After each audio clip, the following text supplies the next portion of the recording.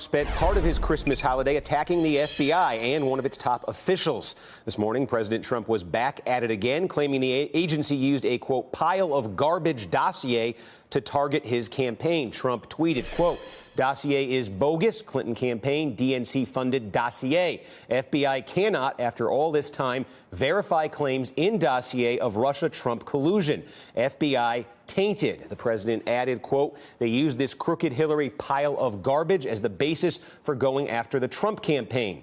The president also targeted FBI Deputy Director Andrew McCabe, tweeting, how can FBI Deputy Director Andrew McCabe, the man in charge, along with Leakin James Comey of the phony Hillary Clinton investigation, be given $700,000 for wife's campaign by Clinton puppets during investigation? He added, FBI Deputy Director Andrew McCabe is racing the clock to retire with full benefits. 90 days to go.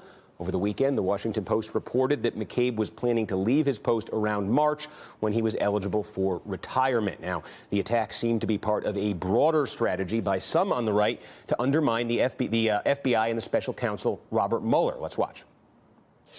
Congressman, he's a problem. Real quick, do you have faith in Mueller?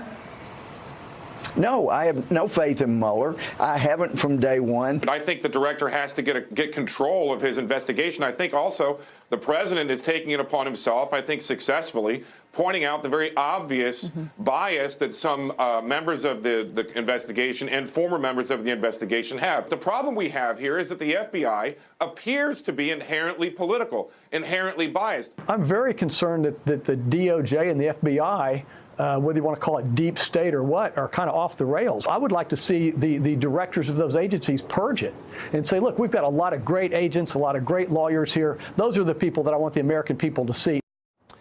And for more now, I'm joined by Dana Milbank, opinion writer with The Washington Post, and Sabrina Siddiqui, political reporter with The Guardian. Thanks to both of you for being with us. Well, Dana, let's talk about what the strategy is here. It seems like this is almost a chorus we're hearing. You see it there in those clips, the president amplifying it himself. Now, do you get a sense here is the end game to sort of be able to muddy the waters when there finally is some sort of a word from the Mueller investigation? Or is the end game here to step in and play some sort of preemptive role in that investigation, whether it's firing Mueller or taking some other kind of action?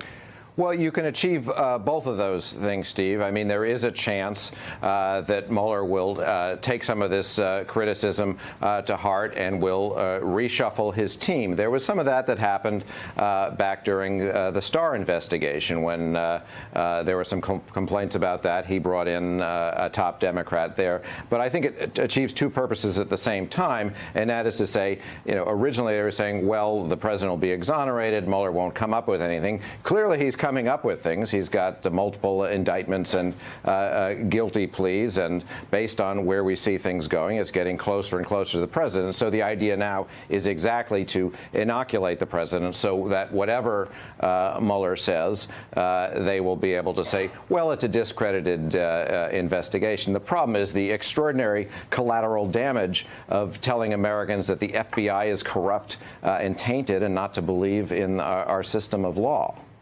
Sabrina, something that's interesting to me about this is, and you see it in the president's tweets there and some of the criticisms that he's amplifying there. It's this idea, it's the suggestion that the counterintelligence investigation of the Trump campaign was at the root of it was this FISA warrant, and the question of did this dossier play some role in getting that warrant? As I understand it, the president does have the ability to order that FISA application declassified. So it seems to the extent there's some confusion there about the role the role that this dossier played, he could clear that up potentially.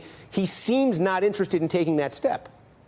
Well, he doesn't seem interested in taking that step because he is trying to suggest that the dossier has been entirely unsubstantiated and is quote-unquote fake news, when the fact of the matter is that there's been a lot of focus on some of the more salacious claims in the dossier that haven't been verified, but a lot of the dossier has been corroborated by the intelligence community. It was in the dossier that we learned that Carter Page had met with the Russians in the months leading up to the U.S. election. That's something Carter Page has confessed to himself. The dossier also alleged that Paul Manafort had contacts with Russian officials emails and was trying to seek damaging information about Hillary Clinton. That is something that has also been corroborated by extensive reporting. And also, of course, we know that Paul Manafort is one of the people who Robert Mueller has indicted. And then there's just more broader tactics that were employed by the Russians to try and sow discord in the democratic process here in the U.S. and to undermine Hillary Clinton. So, in fact, a lot of the dossier has been substantiated, and I would suspect that that's why Trump is not actually interested in declassifying anything, because he himself has refused to accept the intelligence community's assessment that Russia did, in fact, meddle in the U.S. election.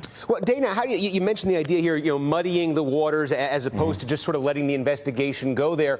How do you draw that line? It does seem inexact to me, whether it's this president. I could think back to Bill Clinton in the 1990s when Ken Starr was going after him. When you've got an investigator, a prosecutor, special counsel, independent counsel, whatever you want to call it, looking at a president there, where are the boundaries for a president to sort of try to say, hey, this is over the line, this is fair game? Because the Clintons went after Ken Starr, you remember, in the 90s, and the president here. What can and can't he say, do you think? Well, Steve, whenever we're discussing President Trump and boundaries, the answer is no, they don't seem to exist, and it changes by the moment. So there's no telling what he would do in terms of muddying the waters, and I think anybody who says he's definitely not going to fire Mueller doesn't actually know that, and probably Trump doesn't know that either. I remember covering the Lewinsky scandal, the Starr investigation.